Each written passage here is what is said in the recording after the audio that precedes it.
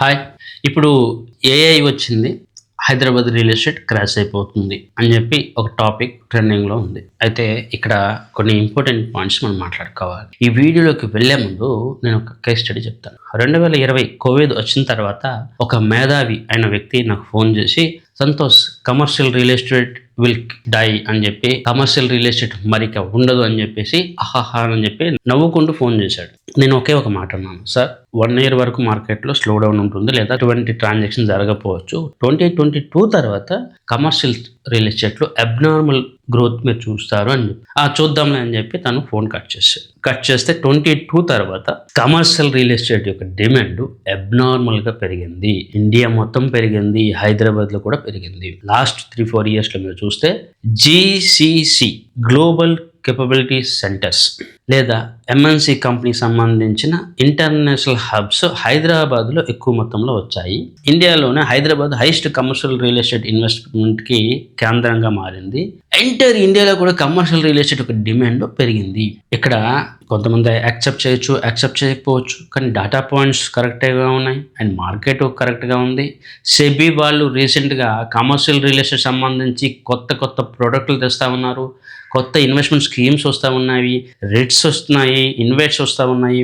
చాలా ప్రోడక్ట్లు commercial real estate సంబంధించి కూడా వచ్చాయి. అండ్ లాస్ట్ 3-4 ఇయర్స్లో రియల్ ఎస్టేట్లో ఎంత ర్యాలీ వచ్చిందో మీరు చూశారు, ల్యాండ్లో ఎంత ర్యాలీ వచ్చిందో మీరు చూశారు. ఇవన్నీ కూడా 2020 కోవిడ్ తర్వాత జరిగింది. అండ్ ఆ పర్సన్ ఎవరైతే నాకు ఫోన్ చేసి రియల్ ఎస్టేట్ మరి పెరగదు, రియల్ ఎస్టేట్ ఇంకా ఫ్యూచర్ లేదు, రియల్ ఎస్టేట్ చచ్చిపోతుందని చెప్పి కామెంట్ చేశాడు. ఆ తర్వాత ఆ పర్సన్ మాకు ఫోన్ చేయలేదు, నేను కూడా ఆ పర్సన్కి ఫోన్ అయితే చేయలేదు.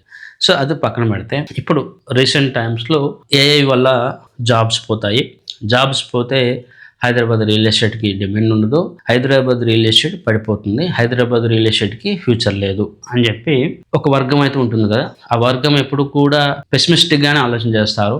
వాళ్ళకి ఎప్పుడు కూడా ఫ్యూచర్ ప్లాన్స్ అంటూ తెలియదు, అనాలిసిస్ అయితే అసలే తెలియదు. వాళ్ళు మాట్లాడుతూ ఉన్నారు. నేను ఎప్పుడు కూడా బ్యాలెన్స్డ్ అప్రోచ్ని ఫాలో అవుతాను. ప్రతి దాంట్లో బ్యాలెన్స్డ్గా ఆలోచన చేయాలి. ఇప్పుడు 2020లో కోవిడ్ సందర్భంలో ఆ పర్సన్ కమర్షియల్ రియల్ ఎస్టేట్కి ఫ్యూచర్ ఉండదు, లేకపోతే రియల్ ఎస్టేట్కి ఫ్యూచర్ ఉందని చెప్పి అంటే, లేదు ఇది టెంపరీ, ఈ ప్రాబ్లం కోవిడ్ అనే ప్రాబ్లం సాల్వ్ అయిపోతే ఇవన్నీ మళ్ళీ ఈజీ అయిపోతుంది, నార్మల్ అవుతుంది, పెరగొచ్చు అని చెప్పి నేను అనడం జరిగింది. నేను అలా చెప్పడానికి ఉన్న ఫండమెంటల్ ఒక బేస్ పాయింట్ ఏంటో మీకు తెలుసా? నేను ఇన్వెస్ట్మెంట్ బ్యాంకర్స్ తర్వాత ఇన్వెస్ట్మెంట్ కంపెనీస్ని ట్రాక్ చేస్తూ ఉంటాను. జనాలు న్యూస్, మీడియా, హైప్, రూమర్స్ని ట్రాక్ చేస్తూ ఉంటారు. ఇన్వెస్ట్మెంట్ బ్యాంకర్స్ యొక్క మైండ్ ఈ ప్రపంచాన్ని శాసిస్తూ ఉంటుంది, మార్కెట్ని రూల్ చేస్తూ ఉంటుంది. ఇది అర్థం చేసుకోండి. మీలో ఎంతమందికి తెలుసు గోల్డ్మ్యాన్ సాక్స్ ఇది ఒక ఇన్వెస్ట్మెంట్ బ్యాంకింగ్ ఫిర్మ్. బెంగళూరులో ఇండియాలోనే ఫస్ట్ ఆఫీస్ని కోవిడ్ వచ్చిన తర్వాత ఫస్ట్ ఆఫీస్ ఓపెన్ చేశారు ఎవరు అంటే అది గోల్డ్మ్యాన్ సాక్స్. 2022లో వాళ్ళ యొక్క ఆఫీస్ని ఓపెన్ చేశాడు. Goldman socks employees work from home చేసుకోవడానికి అన్ని విధాలుగా వాళ్ళకి ఆప్షన్స్ ఉన్నాయి, కానీ గోల్డ్మ్యాన్ సాక్స్ ఒప్పుకోలేదు.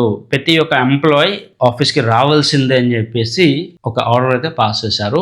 అందరు ఎంప్లాయీస్ ఈవెన్ 22లో కోవిడ్ థర్డ్ వేవ్ అంత ప్యానిక్ సిచ్యువేషన్లో కూడా వాళ్ళందరూ ఆఫీస్కి వెళ్ళి పనిచేశారు. ఇక్కడ ఇంకొక ఫ్యాక్టర్ ఏంటంటే, ఎవరైతే ఇంత హార్డ్ వర్క్ చేశారో వితిన్ 1 ఇయర్ 1.5 ఇయర్ తర్వాత వాళ్ళందరికీ డబల్ శాలరీ ఇంక్రిమెంట్ ఇచ్చింది, ప్రమోషన్ కూడా ఇచ్చింది. ఇది గోల్డ్మ్యాన్ సాక్స్ సంబంధించిన వాస్తవం. ఇక్కడ లాజికల్ ఫ్యాక్ట్స్ని మీరు అర్థం చేసుకోవాలి. Investment bankers commercial real estate dead అయిపోతే సహించరు, యాక్సెప్ట్ చేయరు. చాలా మంది కమర్షియల్ రియల్ ఎస్టేట్ సంబంధించి ఇన్వెస్ట్మెంట్లు చేస్తున్నారు.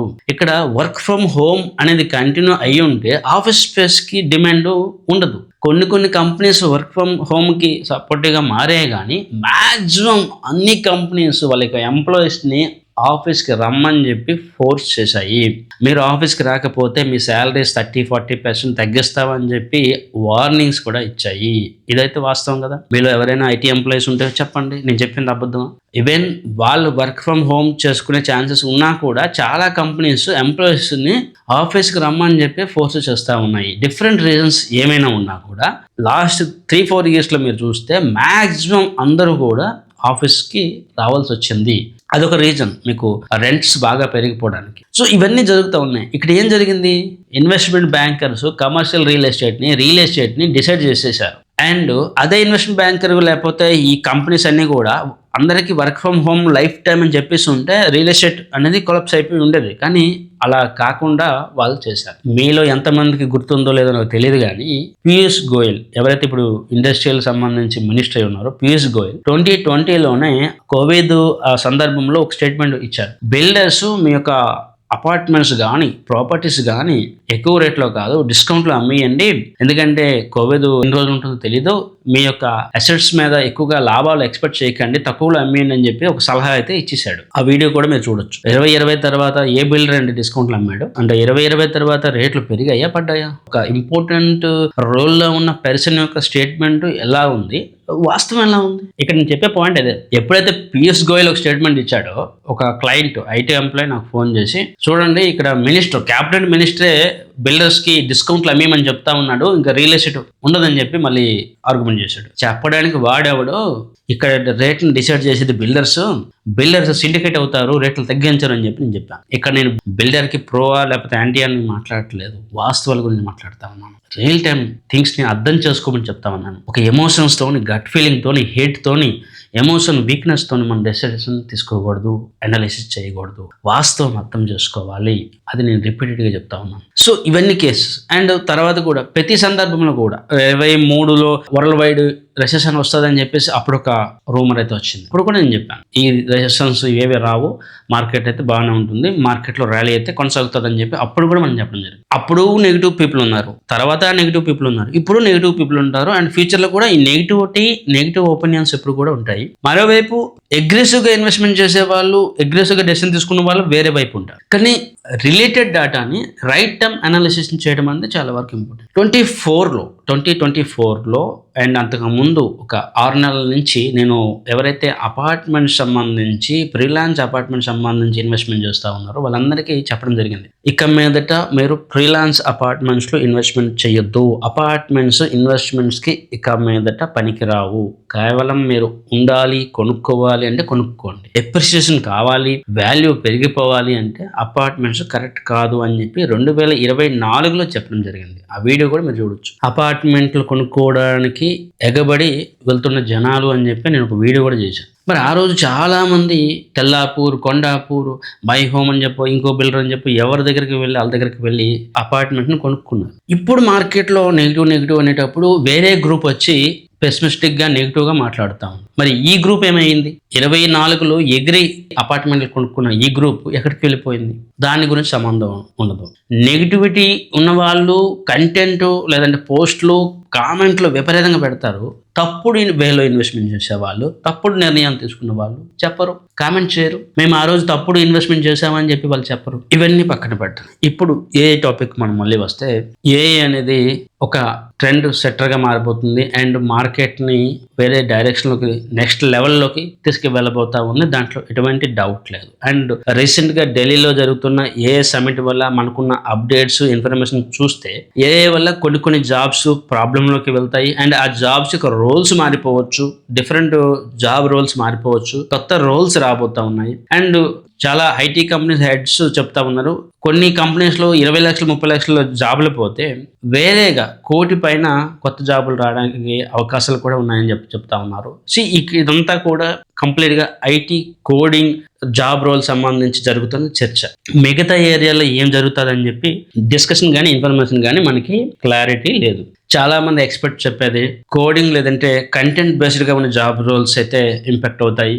ఎక్కడైతే అనాలిసిస్ లేదా ఇన్ పర్సన్ రోల్స్ అయితే ఉంటాయి, మార్కెటింగ్ కానీ లేకపోతే టాకెటివ్ రోల్స్ ఏవైతే ఉంటాయో, డెసిషన్ మేకింగ్ రోల్స్ అయితే ఏవైతే ఉంటాయో, లేదా సపోర్టివ్ రోల్స్ ఏదైతే ఉంటాయో అవన్నీ ఇంపాక్ట్ కావు అని చెప్పి చెప్పడం జరుగుతుంది. ఇవన్నీ చాలా వరకు ఐటీ రిలేటెడ్ టాపిక్స్ అండ్ ఇవి చాలా అబ్నార్మల్గా ఏ రోజు ఎలా మారిపోతున్నాయి కూడా తెలియని సందర్భంలో మార్కెట్ అయితే ఉంది. అయితే ఏఐ ఇంపాక్ట్ ఐటీ కంపెనీస్ మీద డెఫినెట్లీ ఎక్కువగానే ఉంటుంది. అది కాదు లేదు అని చెప్పి ఇప్పుడు అనడానికి లేదు, ఎందుకంటే ఇది కంట్రోల్ దాటి ఇది నెక్స్ట్ లెవెల్లోకి వెళ్ళిపోయింది ఆల్రెడీ. అయితే ఇక్కడ మనం అర్థం చేసుకోవాల్సింది, లాస్ట్ 5 yearsలో కమర్షియల్ రియల్ ఎస్టేట్ మనం చూస్తే ఎక్కువగా ఒకప్పుడు ఐటీ కంపెనీస్ ఎక్కువగా కమర్షియల్ స్పేసెస్ని ఆక్యుపై చేసేవి. కానీ లాస్ట్ 5 ఇయర్స్లో మీకు అబ్నార్మల్గా బిఎఫ్ఎస్ఐ అంటే banking finance sector, e commerce sector, retail and హైదరాబాద్కి మరో ముఖ్యమైన విభాగం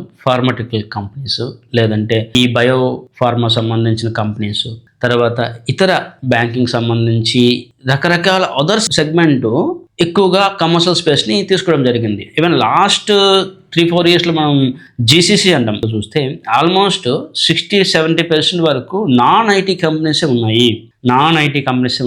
ఐటీ కంపెనీస్ 30-40% మాత్రమే ఉన్నాయి. ఈ 30-40% ఐటీ కంపెనీలో కూడా మేజర్గా ఎంత జాబ్ లాసెస్ అవుతుంది అంటే దానికి స్పష్టమైన అభిప్రాయం అయితే లేదు. కొత్తగా వచ్చిన రిక్రూట్మెంట్ ఇంపాక్ట్ అవ్వచ్చేమో కానీ జాబ్ లాస్ లేదంటే లే ఆఫ్స్ అయితే జరిగే అవకాశాలు తక్కువగా ఉన్నాయని చెప్పి డేటా అయితే చెప్తా ఉంది. ఇక్కడ మనం ఒక పాయింట్ని అబ్జర్వ్ చేయాలి. జీసీసీ అని చెప్పి అనుకుంటాం, గ్లోబల్ కెపబిలిటీ సెంటర్స్ యుఎస్లో కాకుండా ఇండియాలోనే వాళ్ళ యొక్క ఆఫీస్ సెటప్స్ ఎక్కువగా చేస్తూ ఉన్నాయి. అండ్ రీసెంట్ టైమ్స్లో కూడా అబ్నార్మల్గా ఇవి పెరిగాయి. ఇక్కడ చాలా కారణాలు ఉన్నాయి. రీసెంట్గా ట్రంప్ తెచ్చుకున్న ఆ వీసా విధానం కంపెనీస్కి చాలా వరకు ప్రాబ్లం క్రియేట్ చేస్తూ ఉంది. సో దానివల్ల అవి యూఎస్ఏలో కాకుండా ఇండియాలోనే లేదంటే ఇతర దేశాల్లో వాళ్ళ యొక్క జీసీసీని ఎస్టాబ్లిష్ చేసుకోవడానికి ఇంట్రెస్ట్ చూపిస్తూ ఉన్నాయి. సో ఈ కారణం వల్ల ఆ కంపెనీస్ అన్నీ కూడా ఇండియాలోనే వస్తూ ఉన్నాయి అండ్ మరీ ముఖ్యంగా హైదరాబాద్కి వస్తూ ఉన్నాయి. మరి అప్పుడు జాబ్ లాసెస్ అని మీరు ఎలా అంటారు, జాబ్స్ ఉండవని ఎలా అంటారు? ఇవన్నీ కూడా మనం ఆలోచించవలసిందే. మరోవైపు ఇదివరకు మనం మాట్లాడుకున్నప్పుడు కమర్షియల్ రియల్ ఎస్టేట్ అనేది మీకు ఇన్వెస్ట్మెంట్ బ్యాంకర్స్ ద్వారా డిసైడ్ చేయబోతుంది లేదా పెద్ద గ్రూప్స్ వల్ల డిసైడ్ చేయబోతా ఉంది. అండ్ వాళ్ళు దీన్ని డెసిషన్ మేకర్గా మారుతారు. అండ్ ఇక్కడ మనం అర్థం చేసుకోవాల్సింది లాస్ట్ 3-4 ఇయర్స్లో నాన్ ఐటీ కంపెనీస్ చాలా ఎక్కువగా ఉన్నాయి. ఇప్పుడు ఏఐ వల్ల నాన్ ఐటీ కంపెనీస్కి ఇంపాక్ట్ అయితే ఉండదు.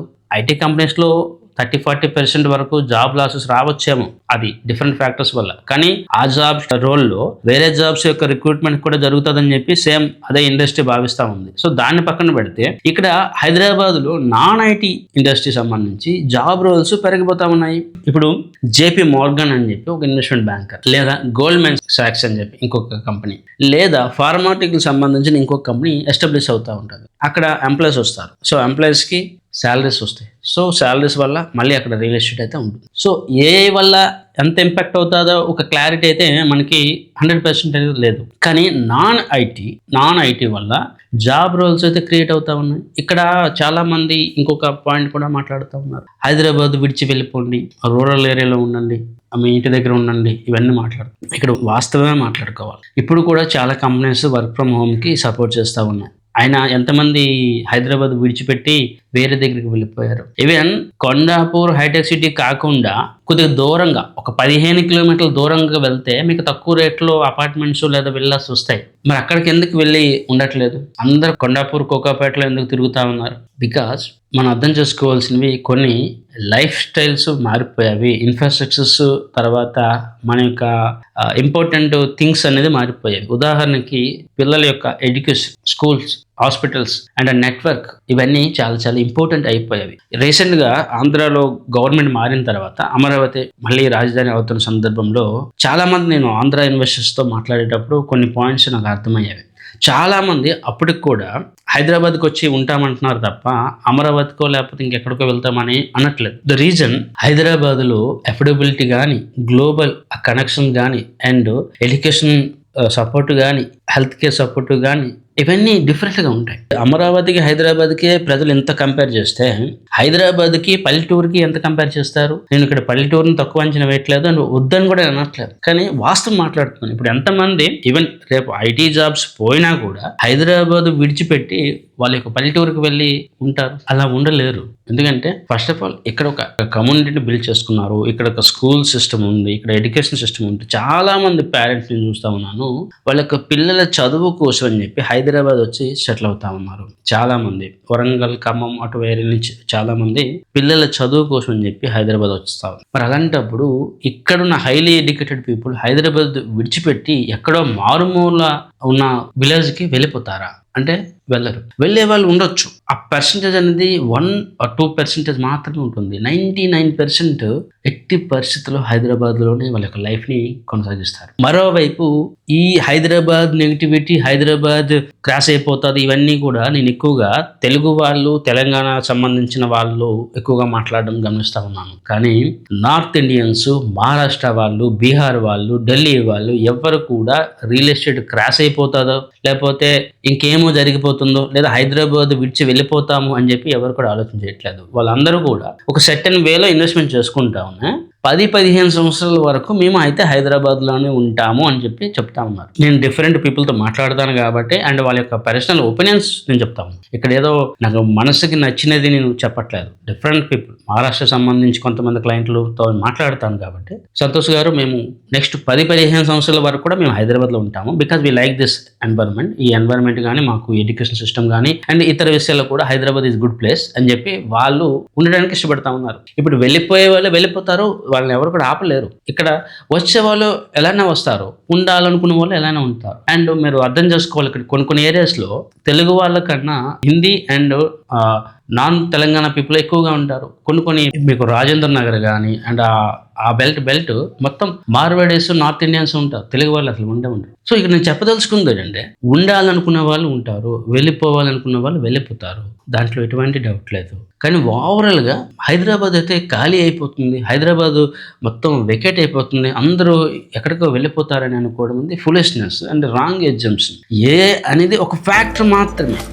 ఒక 20%, 30% ఎంప్లాయ్మెంట్ మీద ఇంపాక్ట్ అయితే చూపించవచ్చు. అది ఐటీ ఎంప్లాయ్ సంబంధించి, వెస్ట్ జోన్ సంబంధించి, అపార్ట్మెంట్ సంబంధించి కొంత ఇంపాక్ట్ అయితే ఉంటుంది. కానీ east Hyderabad, south Hyderabad and ఇతర ఏరియాస్లో, ల్యాండ్స్లో, ప్లాట్స్లో, ఇతర పాయింట్లలో మీరు జనాలు మొత్తం వెకేట్ చేసి వెళ్ళిపోతారు అని అనుకోవడం అనేది ధనంత ఫులిష్నెస్, ఇంకోట్లేదు. ఎస్, ఇన్వెస్ట్మెంట్ చేసేటప్పుడు వాల్యూ చూసి ఇన్వెస్ట్మెంట్ చేయడం చాలా ముఖ్యం. ఇన్వెస్ట్మెంట్ చేసిన తర్వాత ఎంత ఎప్రిసియేషన్ వస్తుందో అని తెలుసుకోవడం చాలా చాలా ఇంపార్టెంట్. నేను పదే చెప్తా ఉంటాను. ఈరోజు 2026లో కాదు, 2024లోనే నేను చాలా మార్కెట్ సంబంధించి క్రిటిసైజ్ అంతా చేశాను. అపర్ణ చేవెళ్ళ వాళ్ళ యొక్క ప్రాజెక్ట్లో మీరు ఇన్వెస్ట్మెంట్ చేస్తే మీకు రిటర్న్ రాదు అని చెప్పి ఆ రోజు వార్నింగ్ ఇచ్చాను. చాలా మంది ఇన్వెస్ట్మెంట్ చేశారు, వాళ్ళు కామెంట్ చేయరు, ఎందుకంటే అది వాళ్ళ ఇష్టం, ఇది మా డబ్బు అంటాడు. ఇంకొక వ్యక్తికి నేను చెప్తే వాళ్ళు వెళ్ళి అపార్ట్మెంట్ కొనుక్కున్నాడు తెల్లాపూర్లో. ఇప్పుడు అమ్ముదామంటే ఎంత ఎప్రిసియేషన్ వస్తుంది? ఇంకొక వ్యక్తి ఇంకొక దగ్గర ఇన్వెస్ట్మెంట్ చేసుకున్నాడు, ఎప్రిసియేషన్ లేదు. కానీ వాళ్ళందరూ అనుకునేది ఇది మా డబ్బు, మా ఇష్టం అని చెప్పి వాళ్ళు అనుకుంటారు. రియల్ టైం అనాలిసిస్ చేసి ఇన్వెస్ట్మెంట్ చేసే వాళ్ళు ఎంతమంది? ఇన్వెస్ట్మెంట్ చేసేటప్పుడు ట్రెండ్స్ని అర్థం చేసుకుని ఇన్వెస్ట్మెంట్ చేయాలి. ఈరోజు అయితే పూర్తిగా నెగిటివ్గా ఆలోచన చేస్తూ ఉన్నారు, లేదా టూ అగ్రెసివ్గా ఇన్వెస్ట్మెంట్ చేసేస్తూ ఉన్నారు. చాలా ప్రాజెక్టులు చూసాను ఇదే ధోరణి. ఫ్రీలాన్స్ అపార్ట్మెంట్స్ వద్దు అని చెప్పినా కూడా ఫ్రీలాన్స్ అపార్ట్మెంట్స్లోనే ఇన్వెస్ట్మెంట్ చేస్తారు. అది చాలా రిస్క్ పక్కన పెట్టండి, ఎప్రిసియేషన్ కూడా ఉండదు కదా. 5 yearsలో డబ్బులు అంటే అది వేస్ట్ కదా ప్రొడక్ట్. కానీ దాంట్లోనే ఇన్వెస్ట్మెంట్ చేస్తామంటారు. తర్వాత బిల్డర్ ఏదైనా ప్రాబ్లం వచ్చి బిల్డర్ డిలే చేసే అవకాశం ఉన్నా కూడా అదే బెస్ట్ ప్రొడక్ట్ అని మరి అన్నారు. మరి వాళ్ళ సంగతి ఏంటి? ఇవి కూడా మనం మాట్లాడాలి కదా. ఇప్పుడు కూడా మనం రియల్ ఎస్టేట్ సెగ్మెంట్ సంబంధించి, పొలిటికల్ సెగ్మెంట్ సంబంధించి, లేదా బిల్డర్ సెగ్మెంట్ గురించి మాట్లాడుతూ ఉన్నారు చాలా మంది. మరి కస్టమర్స్ యొక్క తప్పుల గురించి కూడా మాట్లాడాలి కదా. కస్టమర్ చేసే తప్పులు చాలా ఎక్కువగా ఉంటాయి. అనాలిసిస్ అనేది మనం అసలు యాక్సెప్ట్ చేయము. అనాలిసిస్ అనేది మనం కన్సిడరేషన్ చేయం. మనకు నచ్చింది, మనకి ఏదైతే ఇష్టమో దాన్నే అనాలిసిస్గా అనుకుంటాము. ర్యాండమ్ వేలో ఇన్వెస్ట్మెంట్ చేసుకుంటూ పోతాం. అయితే పల్లెటూరు మంచిది అంటాము, లేదా హైదరాబాద్ మంచిది అంటాము, లేదంటే అపార్ట్మెంట్ మంచిది అంటాం. మనకు తోచిందే మనం అనుకుంటున్నాం. రైట్ టైం రైట్ ఇన్వెస్ట్మెంట్ అనేది చేస్తూ ఉండాలి. ఏది కూడా మంచిది కాదు, ఏది కూడా చెడ్డది కాదు. టైం టు టైం మారిపోతూ ఉంటుంది. 2019 ముందు apartments best, freelance apartments best. 2023 తర్వాత ట్రెండ్స్ మారిపోయేవి. ఈరోజు ఇన్వెంటరీ సేల్ అవ్వట్లేదు. అయితే ఇక్కడ ఇన్వెంటరీ సేల్ అవ్వట్లేదు అంటే మార్కెట్ మొత్తం క్రాష్ అయిపోయిందని కాదు. ఒక 15% ఇన్వెంటరీ అనేది మిగిలిపోయింది. అది చాలా వరకు పెద్ద అమౌంట్. మార్కెట్లో మీ యొక్క ఇన్వెస్ట్మెంట్ ఎప్రిసియేషన్ అనేది ఆగిపోతుంది. 2024లో ఇన్వెస్ట్మెంట్ చేసే వాళ్ళకి లాస్ట్ 2.5 yearsలో ఎప్రిసియేషన్ లేదు. అదే ప్లాట్లలో లేదంటే అపార్ట్మెంట్లో ఎవరైతే ఇన్వెస్ట్మెంట్ చేస్తారో వాళ్ళకి ఎప్రిసియేషన్ లేదు. అదే విషయం ఆ రోజు చెప్తే నువ్వెవడు మాకు చెప్పడానికి, నీ అనలైజ్ నేను ఎందుకు నమ్మాలి, ఇవన్నీ క్వశ్చన్ చేస్తారు. ఈరోజు వచ్చి మార్కెట్ అంతా నెగిటివ్ అంట, మార్కెట్ అంటే పడిపోద్ది అని చెప్పి ఇంకొక ఆయన మాతో మాట్లాడతారు. మరి ఆ రోజు నేను ఇచ్చిన అనాలిసిస్ ఏమైంది? మార్కెట్లో ఎవరు చెప్పని సందర్భంలో కూడా మనం చెప్పాం కదా. మరి దాని సంగతి ఏంటి? అది ఎవరు కూడా కన్సిడరేషన్ చెయ్యరు. అండ్ ఇప్పుడు కూడా ఇన్వెస్టర్స్ ఎప్పుడు కూడా మళ్ళీ వాళ్ళకి ఏదో ఒక ఫ్యాక్టర్లో నచ్చితే దాని బేస్గా డెసిషన్ తీసుకుంటారు. నిన్నగాక మొన్న ఒక కస్టమర్ నేను చూశాను, ఆయన ఫ్రీలాన్స్ స్టాండ్ అలోన్ బిల్డింగ్ లో అపార్ట్మెంట్ ఇన్వెస్ట్మెంట్ చేశారు.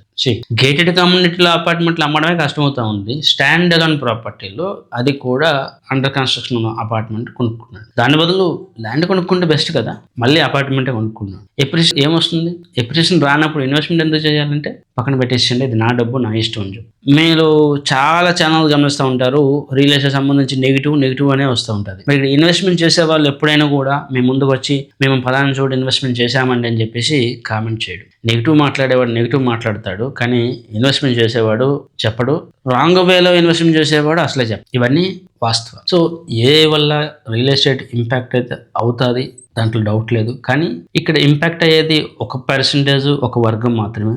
కానీ ఓవరాల్ రియల్ ఎస్టేట్ ఎప్పుడు కూడా పాజిటివ్గా ఉంటుంది. హైదరాబాద్ ఇంకా ఫ్యూచర్లో జీసీసీస్ని అంటే ఈ కమర్షియల్ రియల్ ఎస్టేట్ అనేది ఇంకా గ్రో అవ్వబోతా ఉంది. నెక్స్ట్ 5 yearsలో ఇప్పుడున్న కమర్షియల్ రియల్ ఎస్టేట్ కన్నా ఇంకా డబల్ ట్రిపుల్ కూడా యూజ్ అవ్వబోతుందని చెప్పి కొన్ని డేటా పాయింట్స్ మనకి తెలియజేస్తూ ఉన్నాయి. ఇప్పుడు ఆల్రెడీ హైదరాబాద్లో 355 జీసీసీస్ ఉన్నాయి. ఇంకా ఫ్యూచర్లో 500 వరకు కూడా రాబోతున్నాయి అని చెప్పి ఒక అంచనా ఉంది. 2030లోగా హైదరాబాద్ రియల్ ఎస్టేట్ ఒక value and Indian real estate ఒక వాల్యూ ఇంకా 3 times పెరగబోతుందని చెప్పి డేటా చెప్తా ఉంది. సో టైమింగ్ ద మార్కెట్ చాలా చాలా ఇంపార్టెంట్. కొన్నిసార్లు ప్రైసెస్ 2 yearsలో అబ్నార్మల్గా పెరిగి తర్వాత 2 years కన్సల్టేషన్ అయ్యి తర్వాత పెరగచ్చు. కొన్నిసార్లు ఫస్ట్ 2-3 yearsలో కన్సల్టేషన్ నుంచి తర్వాత పెరగచ్చు. టైమింగ్ తెలుసుకొని మనం ఇన్వెస్ట్మెంట్ చేయాలి. కానీ ఇక్కడ అన్ఫార్చునేట్లీ ఏమవుతుందంటే అసలు మనం టైమింగ్ రెస్పెక్ట్ ఇవ్వము, అనాలిసిస్ రెస్పెక్ట్ ఇవ్వము, పాస్ట్ రిటర్న్ బాగుంటే లేదా నాకు నచ్చితే ఇన్వెస్ట్మెంట్ చేస్తాము. ఇది ఒక మైండ్లోనే మనం ఇన్వెస్ట్మెంట్ చేస్తాము. దట్ ఈస్ ద రీజన్ మనం బెటర్ రిటర్న్ తీసుకోము. అండ్ ఎప్పుడు కూడా మనం ఎవరినో బ్లేమ్ చేస్తూ ఎవరినో నమ్ముతూ నష్టపోతూ ఉంటాం. ఇది ఇన్వెస్ట్మెంట్లో లేదా ఇన్వెస్టర్స్లో నేను ఎక్కువగా గమనిస్తూ ఉన్న పాయింట్. సో ఇక మీదటైనా కూడా ఇన్వెస్ట్మెంట్ చేసేటప్పుడు సరైన అనాలిసిస్ చేసి సరైన వేలో ఇన్వెస్ట్మెంట్ చేస్తే మీరు ఖచ్చితంగా వెల్త్ క్రియేషన్ అయితే చేస్తారు. Thank you.